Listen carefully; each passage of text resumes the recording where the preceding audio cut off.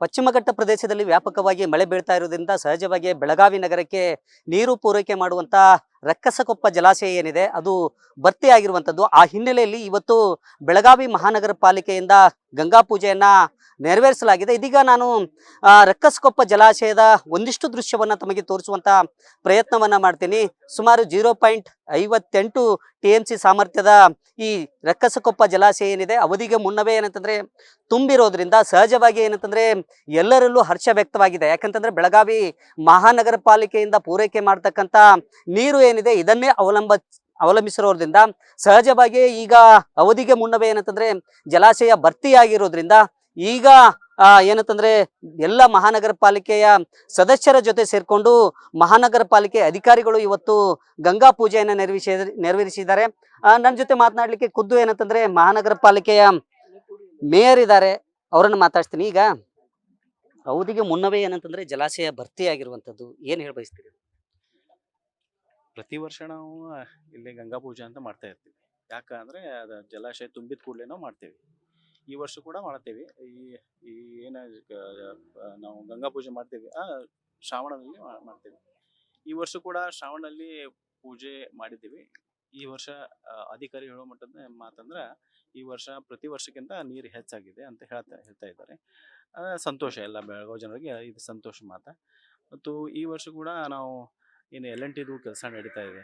ಅದರಿಂದ ಮತ್ತು ಮುಂದ್ಗಡೆ ಅದು L&Tದು ನಮ್ಮ ಪೂರ್ತಿ 51 ವಾರ್ಡ್ನಲ್ಲಿ ಇದು ನಮ್ಮ ಕಾರ್ಯಕ್ರಮ 24x7 ಸ್ಟಾರ್ಟ್ ಆದ್ರೆ ನಮ್ಗೆ ಮತ್ತೆ ನೀರು ಉಳಿತೈತಿ.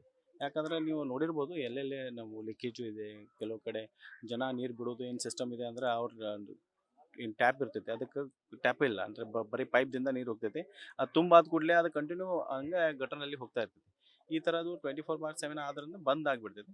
ಮತ್ತು ಈ ವರ್ಷ ನಮಗೆ ಸಾಕಷ್ಟು ನೀರಿದೆ ಮತ್ತು ಏನು ನನಗರ ಅನ್ನಂಗಿಲ್ಲ ಸಮಸ್ಯೆ ಈ ವರ್ಷ ಏನು ಬರೋಂಗಿಲ್ಲ 51 ವಾರ್ಡ್. ಮೇಡಮ್, ಏನಂತಂದ್ರೆ ಬೆಳಗಾವಿ ನಗರದ ಜನತೆಗೆ ಇದೊಂದು ಹರ್ಷದಾಯಕ ವಿಚಾರ. ತಾವು ಇವತ್ತು ಗಂಗಾ ಪೂಜೆ ನೆರವೇರಿಸಿದ್ರಿ, ಏನು ಹೋಪ್ಸ್ ಇಟ್ಕೊಂಡು? ಸರ್, ಎಲ್ಲ ಒಳ್ಳೆಯ ಹೋಪ್ಸನ್ನೇ ಇಟ್ಕೊಂಡಿದ್ದೀವಿ. 58 ವಾರ್ಡ್ಗಳಲ್ಲಿ ಏನು L&Tಯಿಂದ 24/7 ಕೊಡಬೇಕಾಗಿತ್ತು. ಈಗ ಆಲ್ಮೋಸ್ಟ್ 2 ವಾರ್ಡು ಆಗಲೇ ಮುಗ್ದಿದೆ. ಅಂದರೆ 10 ವಾರ್ಡ್ ನಮ್ಮ ಡೆಮೋ ವಾರ್ಡ್ ಇತ್ತು, ನಾನ್ ಡೆಮೋ ವಾರ್ಡು ಒಂದು 48 ಇತ್ತು, ಅದರಲ್ಲಿ 2 ಮುಗ್ದಿದೆ. ಈಗ ಡಿಸೆಂಬರಲ್ಲಿ 26ರಲ್ಲಿ ನಮಗೆ ಸಂಪೂರ್ಣವಾಗಿ ಬೆಳಗಾವಿ ನಗರಕ್ಕೆ 24/7 ನಮಗೆ ನೀರನ್ನು ಒದಗಿಸುವಂಥ ಎಲ್ಲ ಕಾರ್ಯಕ್ರಮಗಳು ಚಾಲ್ತಿಯಲ್ಲಿದ್ದಾವೆ.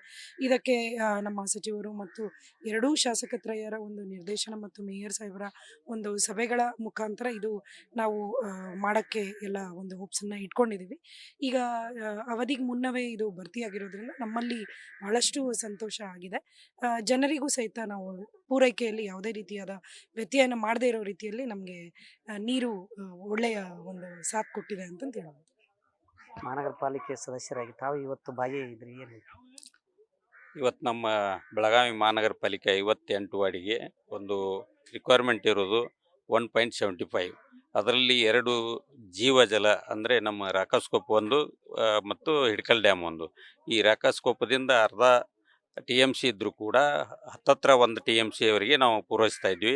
ಅದಲ್ಲದೆ 175 ಆಲ್ರೆಡಿ ಬೆಳಗಾವಿಗೆ ಏನು ತಗಲ್ತಿದೆ ಅನ್ನೋದನ್ನು ನಾವು ಹಿಡ್ಕಲ್ ಡ್ಯಾಮ್ದಿಂದ ಕೆಪಾಸಿಟಿ ಇಟ್ಕೊಂಡಿದ್ವಿ. ಅದನ್ನು ಸುರಕ್ಷಿತವಾಗಿ ಜನರು ಪಾಲನೆ ಮಾಡಿದಾಗ ನೀರು ನಮ್ಗೆ ಏನು ಕೊರತೆ ಬೀಳೋದಿಲ್ಲ. ಅದರಲ್ಲಿ ಯಾವುದೇ ಲೀಕೇಜ್ ಇರ್ಬೋದು, ಮತ್ತೊಂದಿರ್ಬೋದು, ಇಂಥದನ್ನು ಮುಂದಿನ ಬರುವ ದಿನಗಳಲ್ಲಿ 24x7ಗಳಲ್ಲಿ ನಾವು ಅದನ್ನು ಸರಿಯಾಗಿ ಬಳಸಿ ಒಂದು ಬೆಳಗಾವಿಗೆ ಕುಡಿಯುವ ನೀರನ್ನು ವ್ಯವಸ್ಥಿತವಾಗಿ ಕೊಡ್ತೀವಿ ಅನ್ನುವಂಥ ಮಾತನ್ನು ಹೇಳ್ತೀನಿ. ಧನ್ಯವಾದ. ಉಪಮೇಯರ್ ಇದ್ದಾರೆ, ವಾಣಿ ಮೇಡಮ್, ಏನು ಹೇಳ್ತೀರಿ? ಇವತ್ತೆಲ್ಲರಿಗೂ ಹರ್ಷದ ಸುದ್ದಿ ಏನಂದ್ರೆ ಫುಲ್ ಜಲಾಶಯ ಫುಲ್ ಆಗಿದೆ. ಆಲ್ರೆಡಿ ಆದಷ್ಟು ಬೇಗನೆ ಆಗಿತ್ತು. ಬಟ್ ನಾವು ಶ್ರಾವಣ ಮಾಸದಲ್ಲಿ ನಾವು ಇದನ್ನೊಂದು ಬಾಗಿಣವನ್ನು ಅರ್ಪಿಸೋದನ್ನು ಮಾಡ್ತೀವಿ. ಮೊದಲಿಂದ ಅದೇ ಪ್ರಥೆ ಇದೆ. ಸೊ ಇವತ್ತು ನಾವು ಶ್ರಾವಣ ಮಾಸದಲ್ಲಿ ನಾವು ಇವತ್ತು ಇಲ್ಲಿ ಬಾಗಿಣವನ್ನು ಅರ್ಪಿಸಿದ್ವಿ. ಇದಿಷ್ಟು ಏನಂತಂದ್ರೆ ಗಂಗಾ ಪೂಜೆಯಲ್ಲಿ ಪಾಲ್ಗೊಂಡಿರುವಂತಹ ಅಧಿಕಾರಿಗಳು ಮತ್ತು ಹಾಗೇನೆ ನಗರ ಸೇವಕರ ಮಾತು. ಕ್ಯಾಮರಾಮನ್ ರೋಹಿತ್ ಜೊತೆ ಶ್ರೀಕಾಂತ್ ಕುಕ್ಕಡಿ, ನ್ಯೂಸ್ ಫಸ್ಟ್ ಬೆಳಗಾವಿ.